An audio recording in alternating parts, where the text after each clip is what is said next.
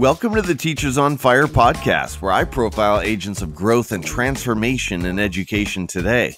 Each guest shares their highs, their lows, their passions, their goals, and the resources that are shaping their thinking and inspiring their practice. For show notes and links from each episode, visit teachersonfire.net. You can also follow the show at Teachers on Fire on Twitter, Instagram, and Facebook. And of course, please subscribe to the show wherever you listen to podcasts. I'm your host, Tim Cavey. Let's meet today's guest. Today, I'm speaking with Latezeon Balentine. Latezeon is a mom of 3 boys, educator, writer, and founder of September Chances Incorporated, a nonprofit organization created to show the importance and joy in reading and to increase reading fluency and literacy. Latezeon is also a Donors Choose teacher ambassador, a dog lover, and an advocate for mental health awareness. You can follow Latezeon on Twitter at LHBLovesEDU and on her blog at lhblovesedu.home.blog. Latezeon, thanks so much for coming on the show today. Are you ready to talk education? Absolutely. Thank you so much for having me. This is absolutely an honor, and I'm blessed for this opportunity. Well, I'm thrilled to have you here. Why don't you start by telling us a little bit more about your current context in education? What does that look like for you? Currently, I am an English teacher at Jefferson County High School. It's located in Fayette, Mississippi, a very small rural area. We're about 85% African American. It is a high poverty-stricken area. Our school has about 383 students altogether, so it's extremely small. Like I said before, I am currently in the English department. However, I've taught 4th and 5th grade before, but most of my 8-year experience has been on the high school level. Okay. So you're bringing expertise and experience from different parts of the K-12 range, I guess. And I can echo some of that. I've been at high school a little bit, and right now I'm in a middle school, so a little bit similar there. So Latezeon, it's story time. Please share with us about a low moment or some kind of an experience of adversity that you faced somewhere along your teaching or education career, and then describe how you overcame it. Awesome. So I'm going to start with the first year that I was a teacher. I was not certified. What happened was I passed all of my state required tests. However, there were 2 courses that I needed on the mastery level. And I just went on ahead and finished my master's degree because I figured, why not start the process and not go ahead on and finish it. And then, of course, with the state of Mississippi having such a low salary rate, it's helped me tremendously to have my master's degree so that my salary, and unfortunately, I was jumping off subject because I love story time, but I was at a professional development recently, and I was speaking with a teacher who taught in Florida, and what I currently make, she makes, and she just has her bachelor's. So, and she's only been in the district for like maybe 3 to 4 years, give or take. And I'm like, here I am. I've been in the district for over 8 years, and I have my master's, and we're like leveling out at the same salary in 2 different states. So when they tell you that Mississippi has low, it is low. And I will, advocate to anyone, please, if you can get further education to do so, and definitely don't get in the field for the money because it's not there. Yeah. But that very first year, I was actually considered a long-term sub, but I had all of the responsibilities of a full-time teacher. Wow. So they started me out with a class of 19 4th graders, and then I ended the class with 23 4th graders, but I didn't get holiday pay. I did not receive summer pay. I did not receive benefits. It was, whatever you made as a substitute teacher, that's pretty much what I received each month, but yet I had the same duties. So it was a struggle financially. And then it was a struggle of, is this really where I want to go with my life? I've substituted for years before, but to actually, have that opportunity to substitute every single day, but yet your pay is like less than half and you don't have the benefits that come with it. But I will say I overcame that. The high point was I was offered a position that very upcoming year, and I took that position. I love the district I was in then. I was in Vicksburg, Warren School District, which is located in Vicksburg, Mississippi, which is about 30 to 40 minutes away from Jackson, Mississippi, which is the capital here in the state of Mississippi. So shout out to Vicksburg Warren School District for giving me my first opportunity to get in the classroom. But that definitely was a year that I struggled financially. Thankfully, I only had one son then, but even having one son, it was still a struggle because I still had to have a second job in order to make sure that I had ends to be met. And on top of that, I was still in school working on my master's. So it was quite a bit going on at that particular moment in time. But I am thankful that I took that opportunity and I made it through. That is a tough challenge. That's a tough experience to go through. And I completely resonate with a few things you said there. I mean, I'm struggling to finish my master's, and I've probably got it easier than you did at that time. But man, just combining the duties of teaching and family life with a master's degree is stressful enough. So completely hear you on that. And I love that you're advocating for a proper compensation for teachers. I was on another podcast a little while ago, and that was one of the questions put to me is how can we better care for our teachers? And I think as educators, we shouldn't hesitate or apologize for saying it does start with compensation. When things are difficult financially, that's a stress on your emotional and physical and social health, isn't it? Absolutely. It is definitely. And then you think about the fact that we create or help create those that make more money than we do.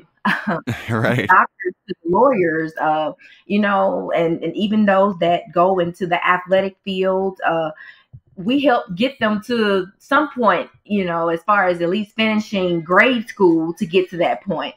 And then it's like, Right. We're still left here, making what we can and trying to get by with what we get by with. You definitely get into the field for the field, for what you do, and definitely not for the income. So I think it's more of the outcome versus the income. I have never heard that. I love that one. The outcomes, not the income. Okay, well, Latezeon, it's clear from my introduction that you burn with empathy for others, for your kids, for those struggling with mental illness, for other educators, for animals, and the list goes on. So talk to us about, where does this passion come from? Where does this concern for others come from, especially given what you just shared with us about some of the difficult times you've been through? I would say because of my experiences. I've had experiences with mental health. Mental health illness is in my family. It's kind of been down the line, the generations, I would say. And so having seen firsthand the effects that it has on the family members and even friends or co-workers and stuff like that, I've experienced it. My grandmother, may we rest her soul, she experienced it firsthand, and but I could relate to her so much. And she passed away back in 2014 due to cancer. But prior to that, she suffered from mental illness, and I can remember one time visiting her when she was institutionalized, and I was about 5. And I remember going in excited, ready to go see that's my grandma. I'm ready to go see her. And she just had this look of, it was a look of just, she didn't look like herself. And so you think 5-year-old me, I'm excited. I'm ready to go give my grandma a hug, get her hugs, her kisses, and all that type of stuff. Mm-hmm. And she was just like, it was a mood I hadn't ever seen before. But at that age, I didn't quite understand, I didn't understand, what's going on with grandma. I just knew something wasn't right. She wasn't herself. So watching that and then, experiencing that, I just hate that there's such a stigma on mental illness. It is real. And you can live a life, a normal life, if you get the proper tools that you need in order to survive. You can possibly do that. And, people can not expect that you're ill as well. But I definitely have seen the effects of it firsthand. I just hate that it's labeled, and I hate that I use the word hate, and I don't like the word hate. I dislike the fact that it's labeled as such a bad thing, and it's something that we shouldn't talk about. But no, we should talk about it, and we should bring the awareness about it. A lot of people experience it. There are days when you just don't feel like getting up. There are days when you just really don't feel like doing anything, and it's not that you don't want to, it's just you can't. So like I say, proper tools, proper strategies, and just ways of helping those become aware that you're not alone. There are others that suffer as well, and B, there is a better side. You can cope and live with it and still be okay. That's my take on mental health. Also, as far as I love to see others strive for greatness, and if there's any way that I can help them get there, absolutely, I'm on board any way that I can. You mentioned that I was a Donors Choose ambassador. I'm big on Donors Choose, and it didn't start until November. From November until now, I've had 20 fully funded projects. I'm so thankful, and it's all come from the help of my Twitter family, my PLN, and I've raised about $13,300 worth of things. I created a food pantry at my school for my students. I created a hygiene closet. So anything that I can do to help, I'm all about helping people reach their goals. Just because that's just, I guess, my heart is in it. If I feel like there's a student that's struggling with something, I'm gonna do what I can to try to help them. And I think as teachers, we take on so many roles that we don't receive credit for. Because I've been a nurse, I've put Band-Aids on babies, and I've been a counselor, and I've been a liaison, I guess, so to speak. I've been an advocate. Anything I can for my kids, I've pretty much been it, as well as try to make sure that they've received the academic information that they need in order to move on to the next level, and teaching those life skills. I try to sneak life skills in there as much as possible, because they need that once they go into the real world, whether they go to college or not. You still need to know how to be able to do certain things. Also, I have 3 dogs. Wow. So hey, I'm a dog lover, and I am currently working on a project that will allow me to be able to give back to animal shelters here in the state of Mississippi. So hopefully I have some more information on that tomorrow, and I will be able to give you an update once I have an update, and you'll be able to share. We spoke with Latezeon, and her thing came through, and she will be able to assist those animals in those animal shelters around here. Well, that is all amazing, Latezeon. Again, you've got so much going on. I just think you're kind of convicting me about maybe some work that I need to start doing in my community. But yeah, awesome stuff. I think you're to be commended for everything you said about mental health. And you're right. The more we talk about it, the less of a stigma there is around it. And so many of us have those silent struggles, don't we? And I think on that note, teachers don't need to apologize. Going back to teacher self-care, I mean, we don't need to apologize for taking a mental health day. I mean, sometimes in the heat of the year, the busyness, sometimes you do feel overwhelmed. You do feel closer to burnout than on fire for education. And it's on those days that sometimes, we just need to take that sick day as a personal recovery day, right? Yes, I call it a mental health Monday. Yeah. Hopefully not every Monday, but no, I hear you. Yeah, I'm taking a day. I'm like, I'm looking at a mental health Monday coming up soon, and I'll just say that in my head. Or if I'm communicating with some of my friend colleagues, and I'm like, mental health Monday is coming up pretty soon, because it's rough. it gets to that point sometimes. Latezeon, we also talked briefly about September Chances, an organization that you've created to increase reading fluency and literacy and bring back the joy in reading. So talk to us more about your work here. What fuels you and who's your target audience? Or in practical terms, what does the work of September Chances look like? September Chances is an organization that I created back in 2014. And originally, I knew I wanted it to be educational purpose or have an educational purpose. I just didn't know quite what. So I kind of started tutoring a little bit with it. And then I was like, okay, this might not be where I want to go with it. So I've just held on to it for years. And it was just recently this year, I've done some book giveaways to teachers for their classrooms. I work with Scholastic quite a bit, and I work with First Book Marketplace quite a bit. And so I would just do little book giveaways online. And then I also had started to begin my classroom library, and I would have students that would ask me, Miss B, are we able to check these out? And I'm like, yes, absolutely, girl. Come on up here. Just help yourself, because I was just creating the library.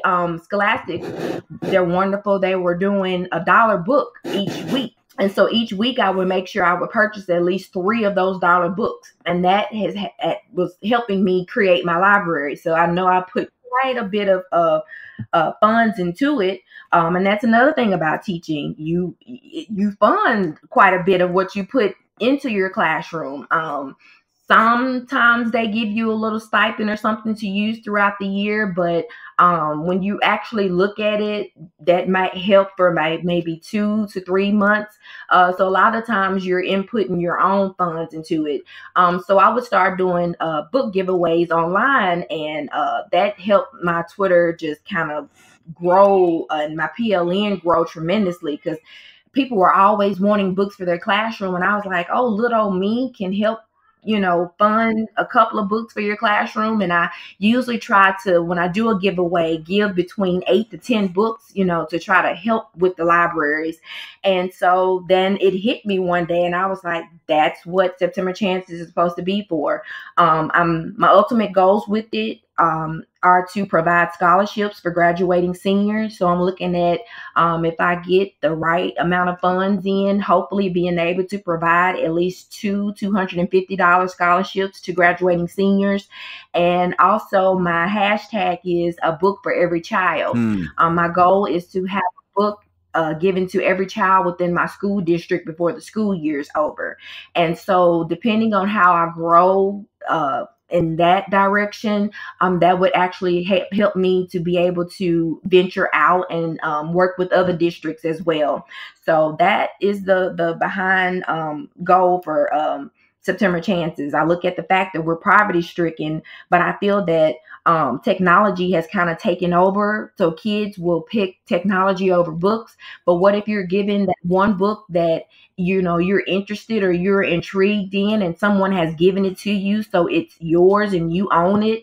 Maybe that could help turn around a child's thinking strategies sometimes, and maybe have them look at it like, hey, maybe it's okay to read a book, and then they would be more inclined to come check out books, and then they'll be more inclined to want books. So I'm starting with a book for every child, and then from there we'll kind of see where it goes. Very, very cool. The tricky thing about book reading, you mentioned how technology is taking over, and I can relate. I think most parents out there can.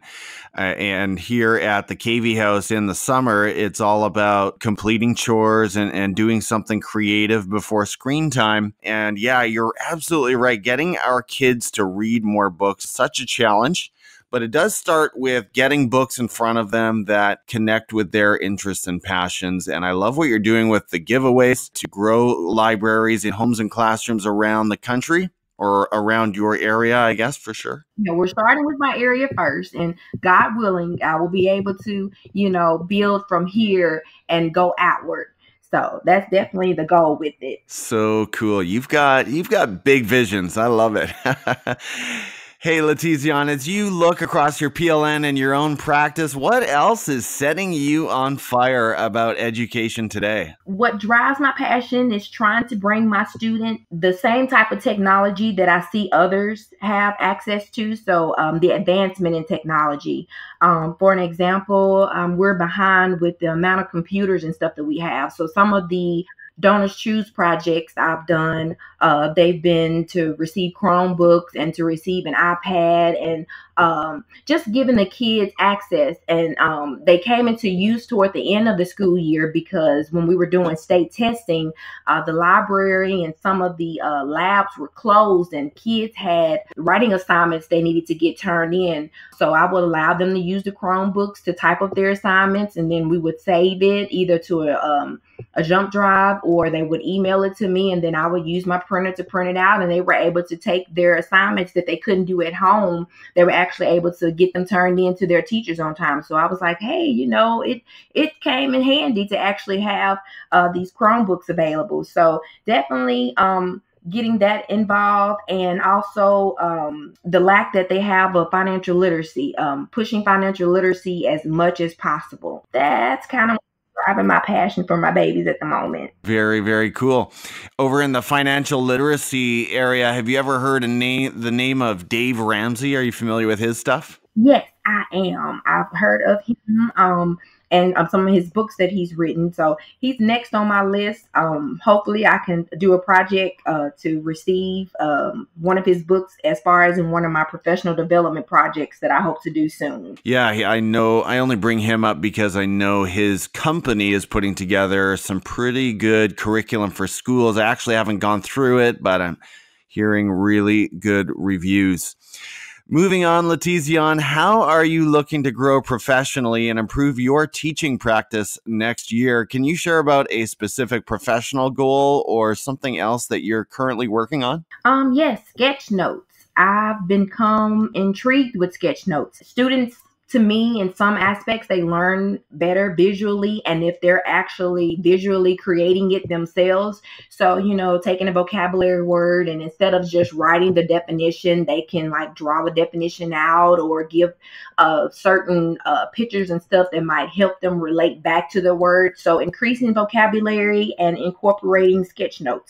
I plan to do a DC project very soon, requesting sketchnote PD books and markers and paper, so that we can have those things ready to start the school year off with. All right. Well, I just gave that a try with my 8th graders this year. So Latezeon, let's compare notes as we get into the next school year, and maybe we can share some resources there. That would be very fun. And I agree, by the way, I think traditionally we've given kids note-taking templates and bullets and all kinds of things, but to sort of make that a little more multimedia, a little bit more multidimensional and visual, I think is not a shortcut. It's actually proven to embed some of the information a little bit better. And so sketchnoting is, I think it's the way to go. So outside of education, Latezeon, let's pull back the covers a little bit more on just who you are. Talk to us about something that ignites your passions outside of the classroom and brings you alive as a human being. Blogging is my new outlet. I've just recently started dabbling with it, and I would love for people to take an opportunity to look at mine whenever they have an opportunity to do so. I'm not as long as some people are. Some people kind of get on there and they just like go, and I haven't gotten to that point yet, but I don't know if I really want to. I don't want to keep your attention for the amount of time that I can. So I figured if I go in, I hit my points that I want to hit, and then I end it and come on out, maybe you leave with something. All of what I've blogged about so far has been just very personal to me. So it's a little inlet into my outlet. Basically, I just take those jumble up words that are just running around in my head and thoughts and stuff, and I just put it on paper. And then afterwards, I feel so much better. And then I just hit the little publish button. I'm like, okay, I hope people kind of go look and see what I put out there a little bit. So writing and blogging has definitely been my passion so far. I love it. Hey, since you brought up blogging, I'll tell you about a new podcast that I've recently launched called the Teacher Blogs Podcast. And what I'm doing there is inviting any teachers or educators who are bloggers to go ahead and record themselves reading their own posts. Just use your voice memo app on your phone. Email that to me at teacherblogspodcast@gmail.com or message me at teacher_blogs on Twitter. And we'll push that out on the podcast. And so I've got 6 episodes out right now. There's an opportunity, Latezeon, for you and for anyone else listening. If you are a writer, if you have a passion for blogging and sharing your journey, go ahead and consider that as an option. Okay, so invitation extended, Latezeon. Take me up on that anytime. All right. Absolutely, I will do. Thank you so much. Share about a personal habit or a productivity hack that contributes to your success. Latezeon, is there some kind of an app or a miracle routine that works for you on the daily? Twitter. I started incorporating Twitter back into my life back in November of 2018. And I was at like maybe 400 and some followers, and I've increased up into the 3,000s. But I plan to do a love tour where I kind of go through and I, introduce myself to all of the people that follow me, so that, it's not, once you start building up followers, you don't get to interact with all of them. So it's my goal to go through and make some type of interaction with each one that I follow or that follows me, so that, it's not just another follow. It can be like, hey, I know I met such and such, and their interests are, and make some type of connection with them if at all possible. So definitely growing my PLN on Twitter, attending professional developments, which I have 2 more to attend before the month is over. And of course, my children. Awesome. Well, that is admirable, Latezeon. I feel like you're going to draw followers faster than you can direct message them. That is, like I say, an admirable goal, to make that personal, individual connection. And we get enough spam out there. Certainly on Instagram, it feels like a lot of spam connections, but good for you to actually take it another level and build more authentic relationships. So speaking of Twitter, we're launching into the quick picks, and here we want to know, who are the education voices and resources that are shaping your practice and inspiring your thinking today? So let's start by going back to Twitter. Latezeon, tell us about someone there that we should follow and share why they've been inspiring you lately. Nicholas Ferroni, that's spelled NicholasFerroni. And he's currently doing a No Summer Off campaign for teachers. And I am mentioned in day number 32, but I think it's an awesome ideal that he put together, and had teachers to reach in with videos to just kind of say that, hey, we get the slack for saying that we have summers off, but in actuality, we are still doing things, whether it's teaching summer school or going to professional developments and things like that. So definitely Nicholas Ferroni for doing the No Summer Off campaign. I've been seeing him in my feed a lot lately as well. Love his advocacy for teachers. Next, Latezeon, point us to an edtech tool that you currently love using in your classroom or somewhere in your professional practice. Okay. One that I tested out, it was called Topeka, Topeka, and it was a trial run that they did in May. It's an argumentative essay score, and it's funded by the Melinda and Bill Gates Foundation. And Teacher to Teacher was the one that was pretty much in charge of running it. But I enjoyed using it. It gave us 3 different argumentative essays that we could assign to our students. Our students were to complete an essay, and then it would score the essay for us. I think they just did it as a trial run to kind of see how it would go. But to me, it went really well. We gave feedback, and then they gave us incentives for participating in it. So that would be one. And FlipGrid. FlipGrid, definitely incorporating. I'm going to have my students to do quote analysis with them, and also do reflections on any objectives that we've covered. So I'm excited about that. All right, FlipGrid, we're pretty familiar with. That's tried and true, absolutely. And that first one I look forward to checking out. It's interesting to see the ways in which AI is creeping into writing, creation, and revision. Next, Latezeon, recommend a book, one that you've been reading lately, or maybe one of your all-time faves, and tell us why you recommend it. Okay, I actually have two if I could throw in. One would be the Pepper Effect by Sean Gaillard. I'm really enjoying it thus far, and he's very kind. And then one called One Drop of Kindness by Jeff Kubiak. A wonderful book, great illustrations, great meaning behind it. I really enjoyed reading it to my children, and I also picked up a lot out of it, and I'm going to incorporate it within my school year. So I look forward to that as well. Jeff is a friend of the show. I really, really love what he's been doing with One Drop of Kindness. And so I cannot second that one enough. Next, Latezeon, are you a podcast listener? No offense if you aren't, okay? But if you are, tell us about a podcast that you are listening to and why you love it. Sneaking two in there. Sure. One would be the Ed podcast. It's ran by Shane. I was featured on there, so that's why I like the Ed podcast for sure. Teachers on Fire is definitely on the list. But I've also liked Faculty Room by, I think it's Marie Serbanek. I think it's Marie. Yeah, we'll go with Marie Serbanek. But love the Faculty Room.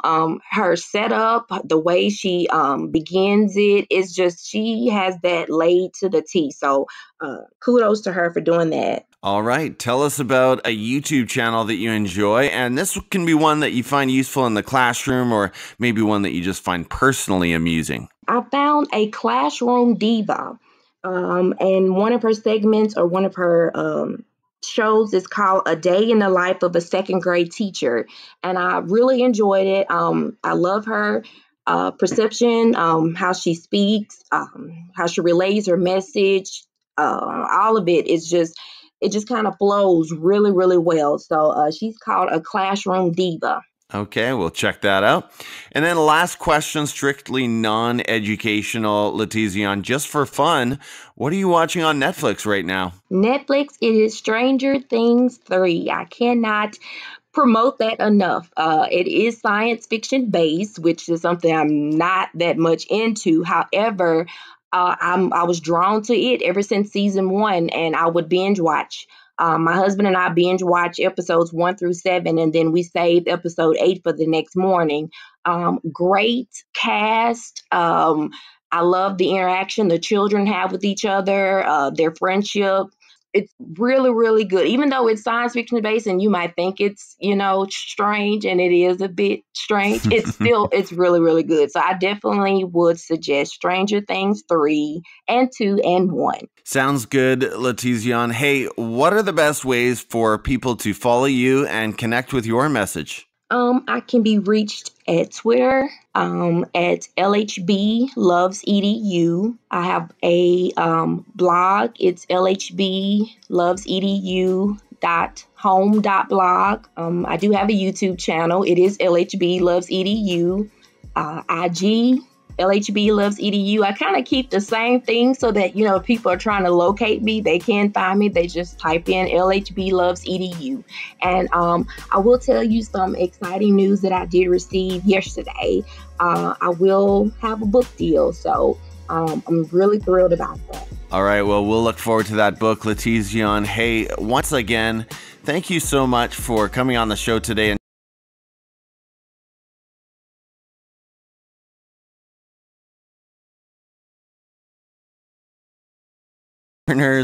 You've got a tremendous amount of empathy and passion, Latezeon, and we so appreciate the work that you are doing. So thanks for sharing your time today. This has been fun and enlightening. Take care, and let's talk again soon. Thank you so much. I really appreciate the opportunity.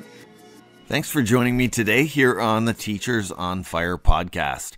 For show notes and links from this episode, visit teachersonfire.net. You can also follow the show at Teachers on Fire on Twitter, Instagram, and Facebook. And again, please do subscribe to the show wherever you listen to podcasts. Just before we sign off today, I'd like to invite you to leave any questions, suggestions, or feedback to the show in the form of a voice message. You can do so by locating Teachers on Fire in the Anchor app, or if you're on Voxer, leave me a message at Tim Cavey.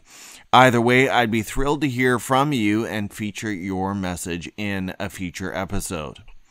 Teachers on Fire, I have some exciting news to share. I've launched a new podcast called the Teacher Blogs Podcast, a podcast for teachers who have more time to listen to blog posts than to read them.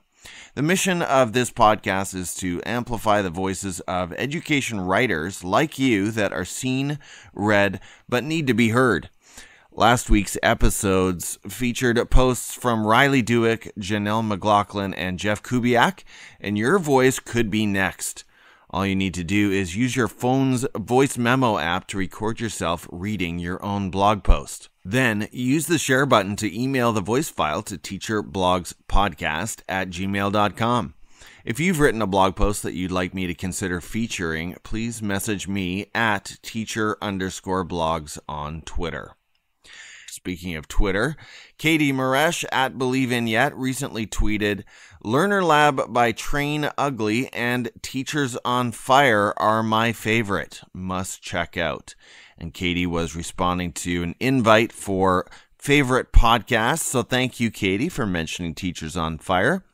Alicia Smith at Captain Smith EDU tweeted, "Make sure to check out the Teachers on Fire podcast where educators share their stories, #TLAP, #KidsDeserveIt, and #EmpowerOurGirls."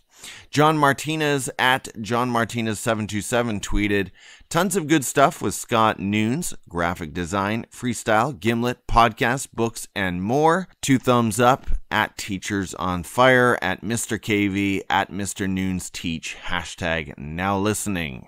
Thanks so much for the encouragement, Katie, Alicia, and John. You three are the fuel to my fire, and thank you to you as well. If you've engaged with my content on Twitter, I always appreciate the interaction and encouragement there. Over on Instagram, I posted a picture of me cannonballing into the ocean off of a dock this weekend, and at TaraMartin.real commented, "Yes!" many exclamation marks. "This makes my heart smile. #cannonball in for the win. Make a splash. #RealEDU." Speaking of Instagram, my friend and fellow edu-podcaster John Sowash from the Chromebook Classroom has challenged me to see who between the two of us will be the first to reach 1,000 followers. So I can use your help. If you're not already following me there, please jump into Instagram and follow at Teachers on Fire. Let me know you're helping out with the challenge. I'd love to hear from you. Educators, I'll also invite you to check out the Teachers on Fire magazine on Medium. This week we featured 4 articles, kind of a good week for writers over at the magazine. The first was called "Slowing Down But Not Turning Off" by Riley Dewick. Next we had "What's Under Your Cape" by Dr. Sam Fesich. We had one by me, I titled "Let's Talk About Assessment," and one by Lynn Thomas titled "K is for Knowledge." The Teachers on Fire magazine is a Medium publication, and you'll find it on medium.com or on the Medium app. If you're already an education blogger, consider joining our growing writing team. You can continue to publish content on your own blog, and you keep full credit and ownership of your content on Medium. Message me at Teachers on Fire on any social media platform for more details. Again, I'm your host, Tim Cavey, and I'm so grateful that you decided to spend some of your day listening to this podcast. I hope that in some way the content you heard today ignited your thinking and inspired your practice. And I'll meet you next week right here on the Teachers on Fire podcast.